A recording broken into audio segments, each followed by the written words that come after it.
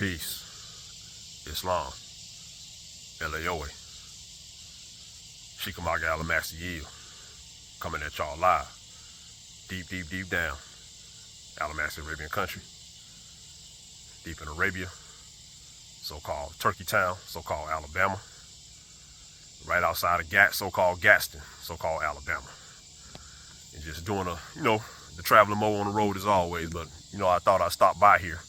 Because we did a previous drop discussing how the Chickamauga, the mighty Sheekamauga, the old Tunisian warriors of East Tennessee, the old Muslim mafia of East Tennessee, the old Muslim warriors of East Tennessee, North Georgia, North Alabama, the old Tunis, the Barbary state of old Tunis, you know what I'm saying? There's no such thing as no Cherokee. It's all Tesalagi Chickamauga. That's the real name. And I also told y'all that the historic Chickamauga, the Sheekamauga, all over these Confederate flags and everything. Because that's one thing y'all got to understand is the Confederacy was always Moorish. You know what I'm saying? That's why they never wanted y'all. That's why they always put y'all in these communist schools, all Mississippian people. They put y'all all in these communist schools for damn near 150 years and wanted y'all to hate the Confederacy because a lot of your ancestors fought and died for that. So they literally turned y'all against your own ancestors who fought and died and are buried all over the South, all over the country, who fought and died for the Confederacy. Because the Confederacy, truth be told, was all about preserving the American indigenous culture. You know what I'm saying? And again, that's why all these clown Pan-Africans and fake Aboriginals, they all out of bounds. You know what I'm saying? None of these clowns is all coming out the woodworks all of a sudden when the Moors were the only ones, the Moorish Americans and the Moors, the Washitars and all the real ones was the only ones holding the line for years and years and years for the American real copper-colored indigenous culture. You know what I'm saying? None of these other clowns, these clowns came out of all these new clowns talking about they some Aboriginals and fake black Indians and all these clowns literally came out the woodworks around 2013, 2014. You know what I'm saying? There was nowhere to be found any time before that. Really before maybe 2012. I give them 2012. But before that, the Moors was the only one pushing the line for America. Only the Muslims was pushing the line for America. The rest of you clowns were straight up Pan-Africans. Y'all was some chematologists. Y'all was metaphysicists. The world was black. All type of nonsense. Y'all was some Garveyites.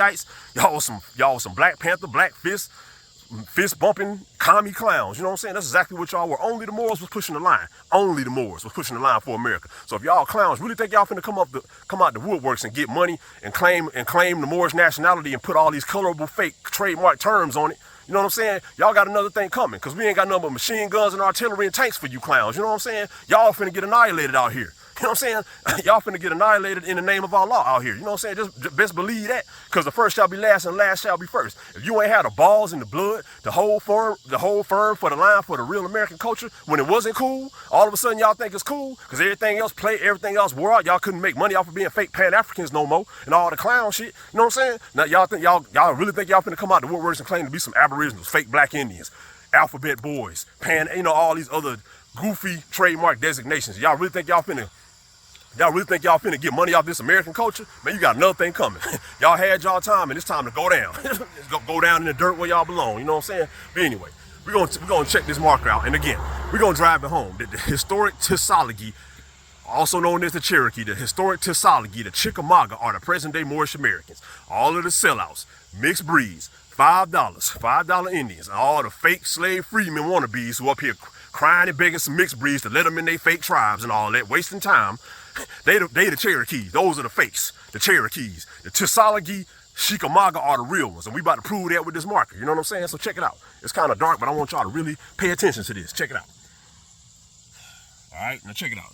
This is Sheik Little Turkey. He was the so-called first beloved Sheik of the Tesalagi Nation from about 1788 to 1801. Look at this man. Look at this man. What is he rocking? He rocking a turban. And he got the number 7 on the tassel. Look at him, and then he got it says Tassi, which is some kind of look like some proto-Latin type of script. You know what I'm saying? Now, bro, come on, man. Show me, look at this, man. Just pay attention. This man has a turban, and it damn near looks like a fez on his head with the number 7. Who else do it with the number 7? Don't the Muslims, don't Noble Ali got the circle 7 Quran? Show me one Aboriginal that deals with the 7. Do any of you Aboriginals walk around rocking turbans? This is a Tesalagi Sheik right here. You know what I'm saying? Man, get out of here with the nonsense, man. Y'all have no rights. The Moorish Americans are the Chickamauga. The Confederacy was always Moorish. Let's walk down here. They got this Muslim Sheik right here. Let's just walk down here. You know what I'm saying? Let's walk down this market. Then they got the Confederate. They got the Confederate flag right here. You know what I'm saying? Again, the Chickamauga were the original Moorish Confederacy. Everybody that came later, they copied the swag of the Southern Confederate. You know, really it was all over the country. The Mississippian Confederate Moors. You know what I'm saying? So they done had y'all all these years in these communist schools. If you were Mississippian blood, they done had y'all all these years afraid of the Confederacy. Oh, it's so racist. All y'all slaves in the Confederacy. Literally, they turned, and again, we didn't know no better. I mean, you know, we was forced to go to these communists. All this pagan, fake culture was forced down our throats. You know what I'm saying? I get it. But they literally had us turned against our own ancestors who fought and died. It wasn't no dang on. It wasn't all these straight up Caucasoid looking folks running the Confederacy. It was the Moorish. It was the Moorish people. The Confederacy was always Moorish. And if you look at all of the so-called old Indian, so-called Moorish Barbary nations, they all are labeled as confederacies. There's a reason for that, man. You know what I'm saying? But again, y'all just saw the marker. Little Turkey, the Tusalagi Chickamauga Sheik, has a 7 on his insignia, and he rocking a turban. Show me one fake black Indian. Do black Indians rock turbans? Do the Aboriginals rock turbans? All I see is y'all clowns walking around in baseball caps with your head exposed like clowns. If you really want to be the American culture, the American culture stay turbaned up, partner. You know what I'm saying? They cover their heads. But I see all you clowns walking around with your head exposed. Y'all ain't really about this culture. You know what I'm saying? The culture is Muslim and Yahudi. You know what I'm saying? It's 5 and 6. That's American culture. Not you clowns running up and down the street with your baseball caps, looking goofies, looking goofy, drinking and smoking and looking like dummies. You know what I'm saying? Even in the old culture, we always smoked, but it was ceremonious. You know what I'm saying? We smoked when we would smoke and do all that stuff when there was a reason to do it. It was ceremonious, not walking up and down the street all day smoking and playing games online, running your damn mouth. You know what I'm saying? Y'all are just some straight up clowns, man. Let's read this marker though. You know what I'm saying? Again, the Moorish American. It literally has a picture of a Moorish American. You know what I'm saying? I don't see no Aboriginal pictures up here. This is in Turkeytown, Alabama. This is in the middle of the Appalachian Mountains. That shows that the Moorish Americans was running the Appalachian Mountains, deep up in these mountains. Again, military science, you take the high ground. When the Moors got pushed off the mountains, off the high ground, that's when you lost militarily. You always take the high ground. You know what I'm saying? Your ancestors knew that. Now y'all banging for blocks and goofies. You know, banging for blocks and stuff you don't even own. You know what I'm saying? Like, the Moors was in the mountains, fool. We was running force up in the mountains and running attacks. We was running the damn mountains. Literally, we up in the mountains right now, partner. Show me one of you clown Aboriginals that's in the middle of the mountains, man. You know what I'm saying? Like, this is what we do, bruh. Y'all ain't really American. The traveling Mo get out here in these mountains with these hillbillies and really do the damn thing. Y'all clowns, and I'm in Confederate land. You know what I'm saying? And don't give a damn, because it's Allah's time. You feel me? I never see you. All I see you Aboriginal clowns and goofies online running your damn mouth, talking trash. You know what I'm saying? And denationalizing the Moors with putting fake colorable terms over Moorish culture. Because again, understand, a real American culture is the Moorish Muslim Yahudi culture. Nothing else. Nothing else. You ain't turbaned up and fezed up or whatever. You ain't with the American culture, partner. Best believe that. But anyway, it's getting dark, so let me read this marker. We're gonna go over some things. It's gonna make it pretty quick, and then we're gonna tap out. So it says the surrounding area in this well, see the well over here, was part of the Turkeytown, once a capital of the proud Cherokee nation. Chief Turkey was the principal chief during the late 1700s, and we already talked about how Turkey was just showing that he was a Moorish Turk. And they had the big red flag with the star and the crescent, just like the NOI and all these other folk got now. Ain't nothing new under the sun. That flag has always been flying in America, the Turk flag. You know what I'm saying? Because we the Moors and the Turks. The Indians are the Moors and the Turks, not the Aboriginals and the Goofies. You know what I'm saying? Man, get out of here with the nonsense, man. But anyway, let me read a couple of this. We're gonna go over a couple of sites and we're gonna shut it down because it's dark. Understand, I'm up here in the mountains and it's getting dark, but they ain't doing nothing to the Mo, because it's the Mo's land. But you goofies walking around here in baseball caps, man, y'all get disappeared around this piece real fast. You know what I'm saying? They'll see y'all clowns, but they see a real Muslim or a so-called Indian, a Moor, and a Turk up here. You blend right in. But you clowns will be on some sundown town laws. Best believe that. You feel me? So check it out. All right, so let me just do some knowledge on Turkeytown. It said at one point, Turkeytown, so-called Turkeytown, stretched 25 miles, and it was one of the largest so-called Cherokee or Tusalagi towns. Now, it's very interesting also. It said it's very interesting as far as Turkeytown. They said it stretched 25 miles. literally right around the corner from where we at is Gadsden, Alabama. Now they really, when they write this history, man, again, they really don't want you to do knowledge to none of this stuff. Turkeytown really is part of Gadsden, Alabama. And if y'all ride through Gadsden, Alabama, it's a real city. And if you look at old school pictures of Gadsden, Alabama, all you see is old Moorish buildings and structures. A lot of them are torn down. I mean, look up the Print Up Motel, the Print Up Hotel. I mean, that's a straight up old school Moorish building. I mean, and they burnt it down in like the 20s. You know what I'm saying? And it's partially still there. But Turkeytown is part of Gadsden, Alabama. Don't believe, I mean, don't get it messed up. You know what I'm saying? They're always going to tell you some half truths because, again, they're writing Islam out. And they don't want you to think we had an advanced civilization here. And these towns have been here for a long time. So understand, Turkeytown is Gadsden, Alabama. The present day Gadsden, Alabama is part of old school Turkeytown. Don't get it messed up, you know what I'm saying? But check it out. Because literally Gadsden's right around the corner. And it just said the Turkeytown stretched damn near 25 miles on the Coosa River. So you know what I'm saying? Keep it a buck, man. All right, now, let's see. All right, now it says, again, now, a lot of the knowledge been coming out. Don't they like to flood a lot of the old Moorish towns, just like they put Oscarville, Georgia, under Lake Lanier. You know what I'm saying? They said that a large part of Turkeytown is currently under Lake Weiss, which is right around the corner from here. You know what I'm saying? So they back flooded. So there's a lot of parts of old school Turkeytown that's literally underwater right now. So that's how you know it's an old Moorish town. They flooded a lot of our old holy towns. You know what I'm saying? So literally, part of Turkeytown is underwater right now. You know what I'm saying? Like, that's how you know it's an old Moorish town. You know what I mean? So that's what they do to the old holy towns. Check it out. All right. Let's see. All right, I was just trying to do some knowledge real quick.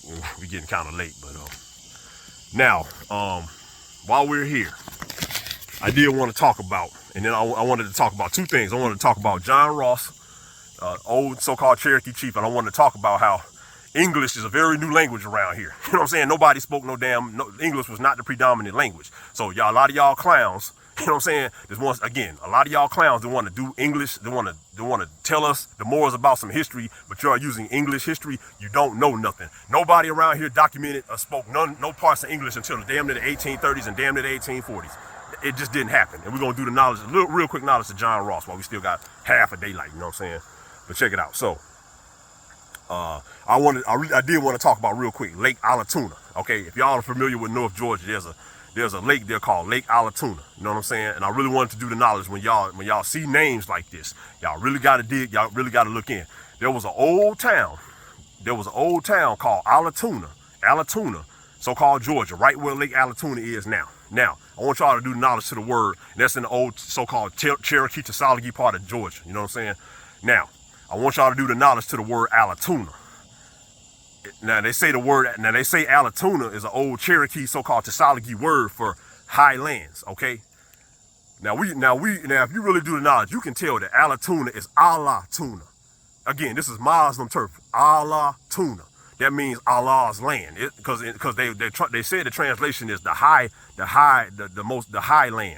the highlands of high worth. But we already know it's Allah's land. So when you see Allatoona, it's Allah's land. It's Allah's land lake. You know what I'm saying? So Lake Allatoona. But they did say that Lake Allatoona was back flooded the old town of Allatoona, Georgia, old Moorish town in like 1950. So again, a lot of your old holy towns, old Moorish holy towns are under lakes. But when y'all ever ride through North Atlanta, going towards like Cherokee County through Cobb County, and y'all see Allatoona, I want you to understand it's Allah-Tunnah. You know what I'm saying? So it's Muslim. So they got y'all so distracted with entertainment and all type of nonsense and just wasting time and all of that. But y'all literally are riding on old holy Muslim turf, and y'all are supposed to be reclaiming that. But y'all are under goofy time right now. So y'all are not you're really not doing anything. Your minds are so messed up, and you're so concerned about just everything under the sun except reclaiming your God, your religion, your customs, and your nationality. Literally, it's called Allah-Tunnah.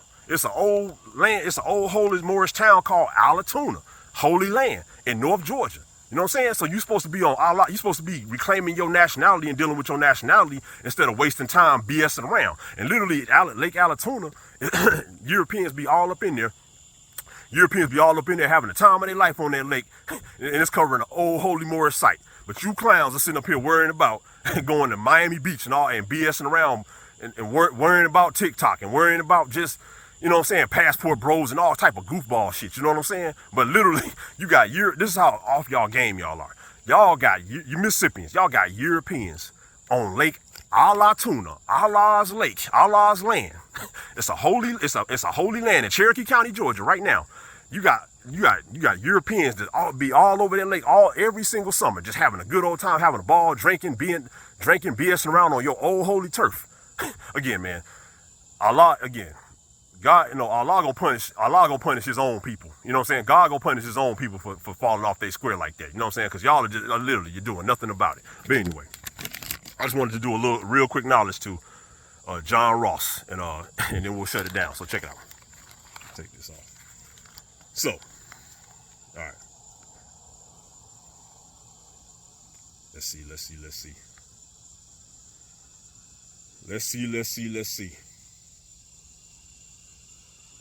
All right, now I just want to do the knowledge of John Ross and how he was, and really what was going on, and how you had a lot of these mixed breeds, that came up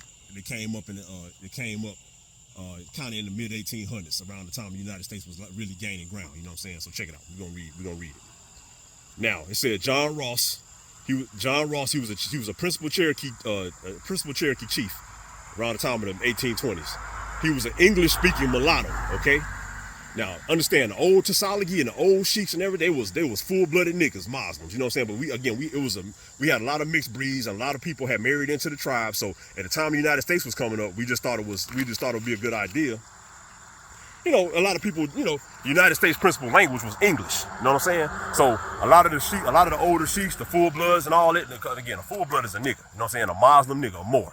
You know what I'm saying? A lot of the full-bloods felt like, okay, it'll be a good idea to start, letting some of these mixed breeds, English speakers, who the United States has a more affinity dealing with, kind of come up and start doing a lot of negotiations. But again, understand, English was not the prominent language around here. So a lot of these new, I'm just trying to show y'all that the English speaking is very new. So a lot of the reconstructed English history is really not valid around here. You know what I'm saying? So when you need to, like, when you see Moors trying to give you the science, you really need to take it more serious. You know what I'm saying? Because the Moors have been studying different languages. The Moors have been studying a lot of the master teachers who know these different languages. So that's when we tell you these histories, we know what the hell we're talking about. Because these people did not speak English until the mid-1800s. And really after 1865, when they forced everybody to speak English through martial law. You know what I'm saying? So check it out. All right. It says, it says, in 18, we're just gonna do just real quick joint on John Ross. Now, in 1830, it said, like I just took this from an article. In 1830, a lot of the older sheiks in the so-called Cherokee Tasalagi Nation, like Path Killer and whatnot, they couldn't speak English. So they, it said a lot with a lot of the new politics of the United States, they only really were dealing with English. So they said that these older sheiks, again, these are the full-blooded niggas, the Chickamauga, they couldn't really effectively negotiate a lot of times with the United States, and there was a lot of trick bag language. So what they started to do, and a lot of Moors have talked about this, is what they started to do is they started to get a lot of the mixed breeds and the more European-looking people to represent them to the United States. And we've been talking about that. A lot of Moors have talked about that in the past. This is when this so-called, a lot of the lighter-skinned people started coming up and represent Indian cause, so-called Indian Moorish causes, and a lot of the full-blooded, because a lot of the old full-bloods didn't really speak English like that. We spoke old high languages like Arabic. You know what I'm saying? We spoke Latin. We spoke a lot of the old French and Dutch, you know what I'm saying? But that was going away with the United States coming up. It was just all about this business English. You feel me? So they started putting people like John Ross around the time of the 1820s out front to negotiate with the United States, the new budding power in Morocco. You know what I'm saying? So that's kind of when English and a lot of these lighter skinned people started to become the face of everything, because they needed these English speakers who didn't, you know what I'm saying, who were more European looking to kind of do a lot of negotiations. Okay, so that's how you don't have a lot of this is when times started changing. So you don't have a lot of Cherokee, so-called Tasalagi, represented by people like yours truly. You got these mixed breeds represented. That's when a lot of that started happening around the time of the 1820s, after 1816. Okay, so let's do the knowledge. Okay, all right, check it out.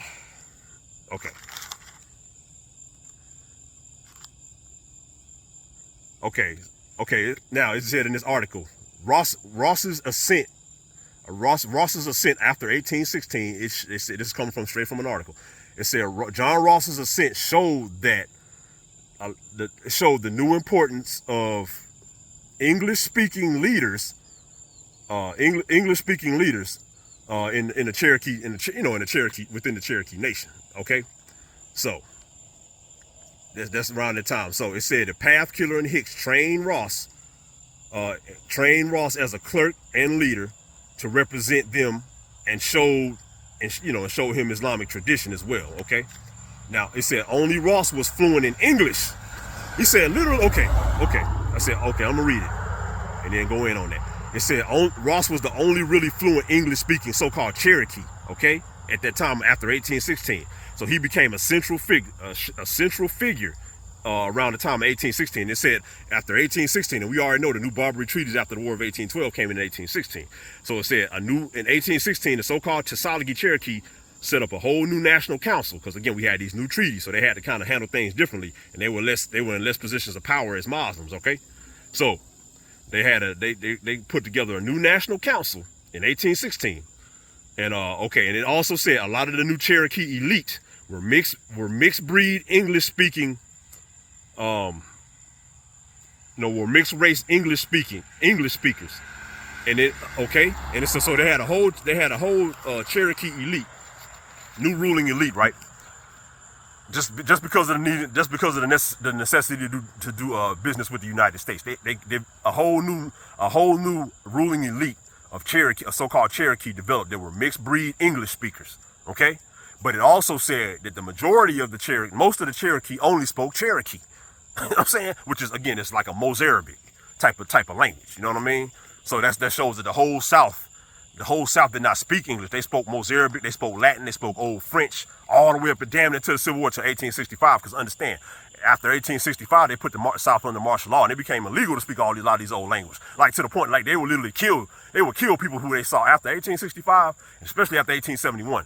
They put out kill orders on anybody who dressed like, again, the whole country was under martial law, okay, under War Powers Act, under Abraham Lincoln and all that. So they put out shoot to kill orders on anybody they caught still dressing Muslim all over the damn country, and anybody who they caught speaking a lot of the old languages. So everybody had to go to these re-education camps, go to these re-education Christian schools and learn English after 1865. So I just say that to say, and again, y'all barely see me because it's dark as hell. Well, I say that to say, a lot of you clowns, again, just another death blow to people who want to push English history on the Moors. The English Reconstruction language does not know shit about the history of the Moorish Barbary states in America, whether it's the South or the Midwest or anything. So y'all really need to just drop it. You know what I'm saying? Again, the Moors are taking the torch. You know what I'm saying? We are the leaders. We big daddy. We big boss. You know what I'm saying? We Vito Corleone. You know what I'm saying? And y'all clowns is just, we Vito Corleone. You know what I'm saying? And y'all clowns ain't nothing but like y'all Fredo. You know what I'm saying? The Moors is Vito Corleone, and y'all just Fredo. You know what I'm saying? But anyway, it's dark. Just tapping in. Just want to tap in from Turkeytown and show y'all that, again, the Chickamauga are the present-day Moorish Americans. I'll tap back in with y'all later. Peace.